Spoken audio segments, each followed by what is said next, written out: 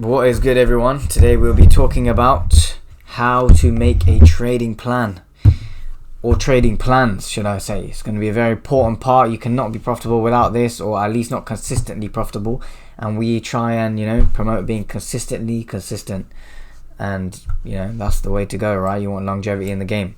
So we're breaking it down into three areas. We've got over here, we've got trading strategy. Okay, so out of your trading strategy, this is your technicals. Okay, so we'll talk about technicals, right?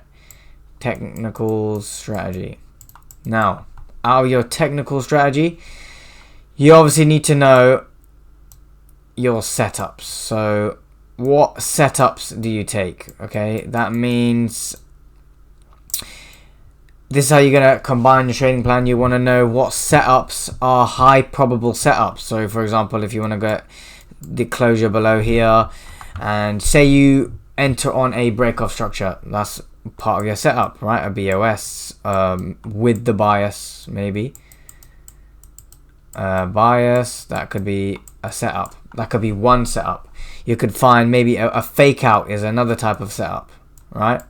So you want to get all your high probable setups based on data, based on what you learn, and maybe take a screenshot of them when they appear on TradingView, or just write them down in a Notion template or Excel sheet, whatever it is. But make sure you've got a list of all your setups that are high probable, and these are only the setups that you are going to take in the market when they appear. It doesn't have to be one, it can be 5, 6, 7, 8, 9, 10, but as long as you know they're high probable and they're part of your strategy, then do that.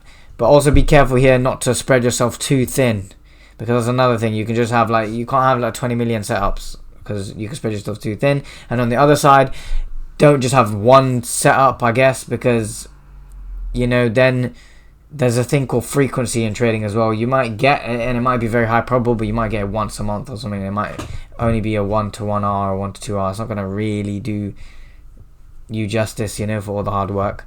So you find a good amount of setups that are high probable, and that is what you're going to have there. Okay, now in a part of setups, you want to know how you're gonna do these setups. So for example, do you analyze top down? What's your routine to get the setup?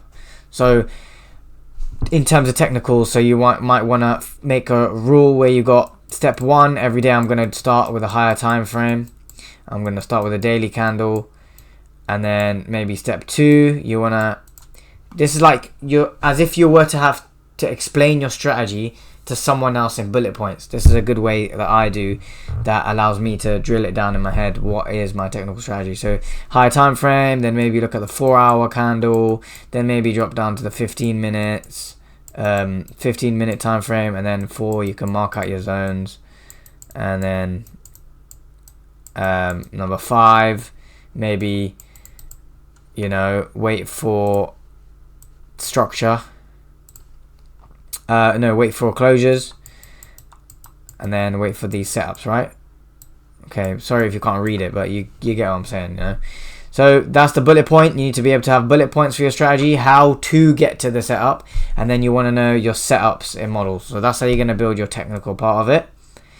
Now, yes, psychology is very important, but you need this technical part first. This is step 1. You need to get this technical strategy plan down, write it down, do that as your homework, I guess, to know that. Now, once you've known that, now we can work on psychology, because otherwise there's nothing to work on psychology of, because you don't know how to trade. So now your psychology strategy is going to be rules that are set into place, right?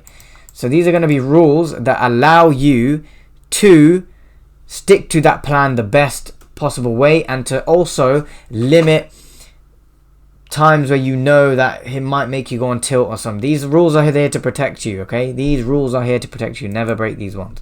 For example, your rules for psychology is you're going to trade 2 pairs, or you're only going to look at 2 pairs a day. This is just an example. You can do whatever works for you. I'm telling you, everyone's got their individual ways that works for them. You need to understand yourself. This is why trading is self-mastery. 2 pairs a day. Say I'm only going to trade for 3 hours a day, right? Say I'm only going to trade for 3 hours per day. That could be a New York session, London session, whatever it is, okay? For me, yeah, let's just say that. But for you, you can be like, okay, I'm only going to trade 3 hours in New York session, or you can say 3 hours in London, or you can just say 3 hours for the day.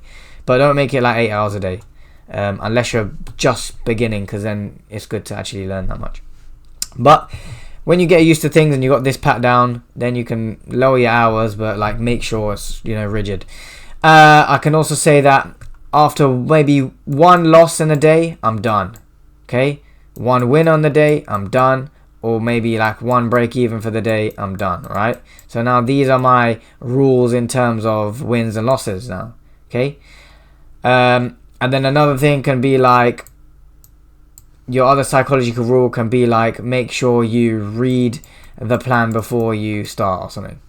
Or another one could be only risk 1% max. So some setups you might risk 0.5%, some you might risk run. You could change this 2%, 3%, 4%, 5%, whatever the hell you feel like. You understand yourself, right? I don't understand you as much as you understand you. So you figure out that. And then at the end, we're going to have a scaling strategy. So now you've got all this psychology and, you know, technical stuff done, pat down. Now you're going to want to have a scaling strategy. So let's remove all of this. Let's clear all these drawings. And now let's do SS. This is scaling strategy. Now, this is how you're going to scale. This is another strategy that you need. And no one talks about all these types of intricacies, but I'm telling you in this video for free. And then now you've got a scaling strategy, okay? So now say you have 10k in your bank. Let's say you just have 10k in your bank, okay? Now, you're not going to want to put the whole 10k in trading because everything you put into an account is obviously at risk. So you might say, out of this 10k, I'm going to put 1k into a personal. I'm going to put 1k back into fundeds. Now, you need a strategy with this as well. In fundeds, are you going to put that 1k on one 200k account, or are you going to be strategical about it? And you know that it comes out with some risk as well. So you're going to split it up into maybe 300k accounts. All right? Or, you know, like on a sale or something, yeah? So let's say you get 300k accounts on a sale. 1k, 2k, whatever it is. Just, this is for example.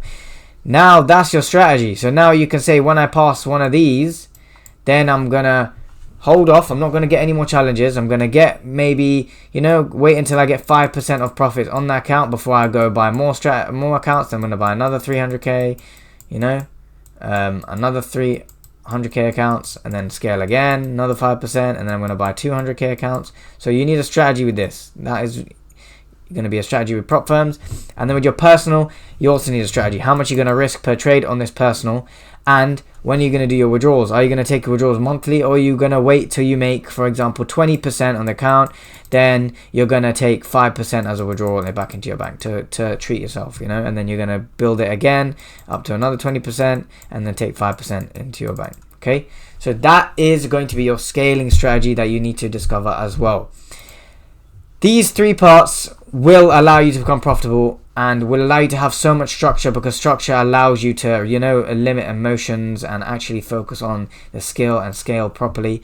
So it's going to be very important that you guys do that. Stick to that. That's something that I do that has really helped me. So I thought, you know, I'll make a video on it. And yeah, I hope you guys have enjoyed this video. I hope it was informative, you know, something a bit different. And yeah, if you guys enjoyed, hit the like button, subscribe, comment, all that shenanigans. Follow me on Instagram, and I will catch you in the next video. Peace.